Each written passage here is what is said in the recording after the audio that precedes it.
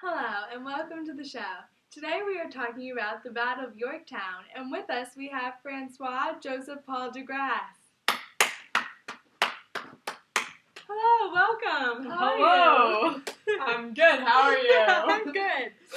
Okay, so why do the French want to get involved in the Revolutionary War? Well, at first, the French really didn't want to get involved. We wanted to see the British Empire crumble and lose a part of it. But we didn't really want to get involved in the whole war itself. But we were sending the colonists supplies. We were trying to contribute a little bit, like little by little. Yeah. But as the war went on, we thought maybe we should get involved because Benjamin Franklin was a very persuasive cause in the whole scheme. When he came to France and he was telling us about all these things, and we were thinking like maybe we should help the colonists more. And after the colonists' battle at Saratoga, like they won the battle, they had a good victory.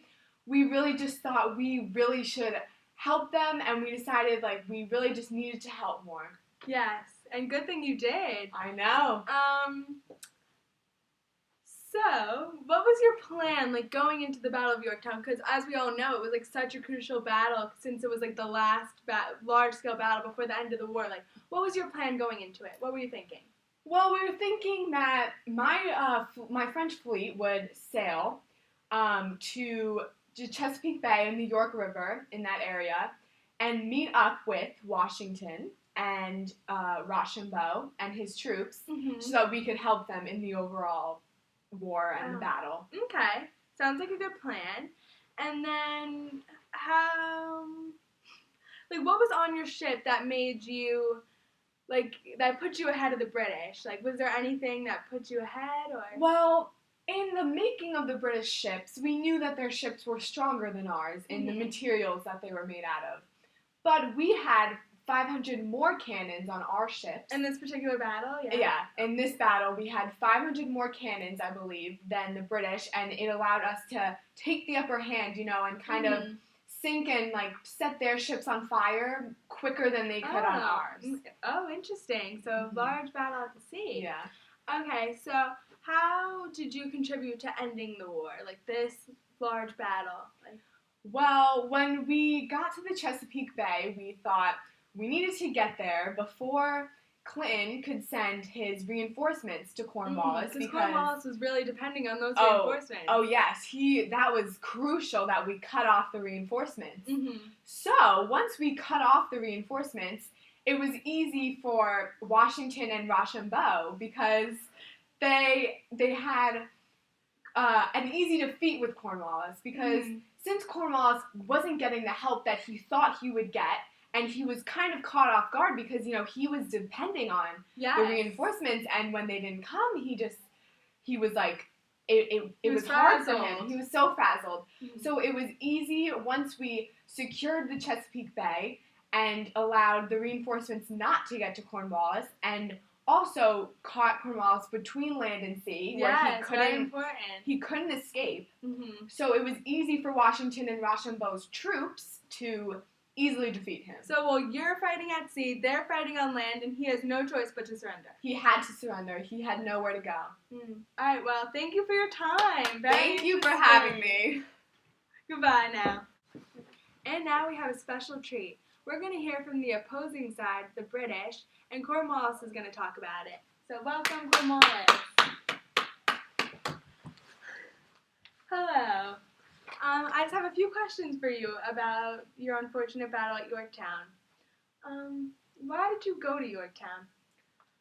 Well, we originally went to Yorktown because we defeated the Patriots at Guilford Courthouse in North Carolina.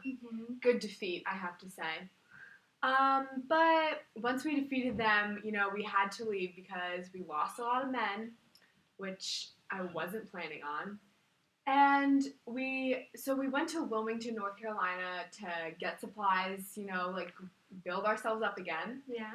And once we got our supplies, Clinton wanted us to go to Virginia because he thought, it might be safer there. And he was going to meet you there with bring some people. He was supposed to send reinforcements there. I mean, I guess we'll talk about that later. And we all know they did come a few days late. Yeah, a little too late, we might say. But we went to Virginia after Wilmington, and we started to set up fortifications in Yorktown. Okay. So then how did you, set up your troops? You're preparing and you're fortifying. So, where did you put your troops when you heard word that the Patriots might be attacking? Well, I put my troops on the interior of our fortifications in Yorktown, and I planned on putting our reinforcements that never came on the exterior, but plans were shattered when the Chesapeake Bay was blocked. So really, he really messed you up by not coming because you had all your people on the inside and the outside was just open. Oh yes, big time. I blame Clinton for our downfall in this battle. Oh, okay. So why did you fight this battle if you were so against it and you weren't ready? Why? Well, we pretty much had no choice. I mean, Washington and his troops with French aid were coming in and we couldn't really do anything. We had to fight. I mean, we tried to resist and we just couldn't. We weren't strong enough. I mean, if it was my choice, I wouldn't have fought until the reinforcements came, but you were caught between land and sea. You couldn't go. You can go anywhere. I couldn't. So then, why did you feel that you needed to surrender? Maybe did you feel like you could hold off a little bit, wait for the reinforcements because you had to know that once you surrendered, this could lead to the end of the war. Well, we didn't want to surrender. That's for sure. I mean, the colonists have just been nonstop problems for us. I mean, they don't deserve. You don't think they needed their independence? No, I mean, they don't need their independence, and it was the Revolutionary War was just, all in all, none of the British really approved. I mean, we wanted to help the colonists, and I guess they didn't see that, but, so we kind of had to surrender. We kind of had You were no losing choice. men. We lost a sufficient amount of men, and we didn't have nearly as many as we could have had if the reinforcements had come. Well, you couldn't win because you were trapped. You didn't have the men that you needed, so it was kind of you're oh well, we're done. You can't win this one. We get it. We know we lost. Steve's just a little upset about it, but thank you for coming in and talking about it anyway. So thanks for your time. Thank you. Goodbye. And now we're going to talk to someone with a more positive outlook on the battle. The man of the hour, George Washington. Oh, wow. Love the flag. Very nice. Hello. Okay, so I just have a few questions for you about your victory at the Battle of Yorktown. So, why did you go to Yorktown? What caused you to go there?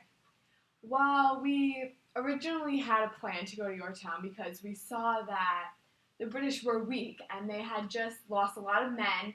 Although they defeated one of our Patriot groups in the Carolinas, we knew that they had lost a lot of men and they were going there to kind of regain their strength and stuff. So we thought this was perfect opportunity to attack when we were strong and they were weak. Yeah, get the mother down. Alright, so what was your strategy? You knew they were weak. What were you thinking? How are you going to go about this? Take them down.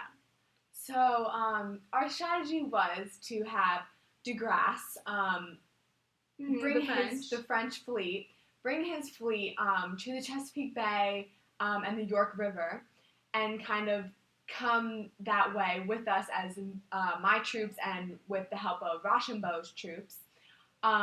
He would go to the Chesapeake Bay and secure that off so that we knew that when we were fighting Cornwallis, he would be trapped and he'd have nowhere to go. Yeah, so he couldn't go to the sea and you're catching him on land. So the French was a very big help in this battle. Oh yeah, they had a crucial role.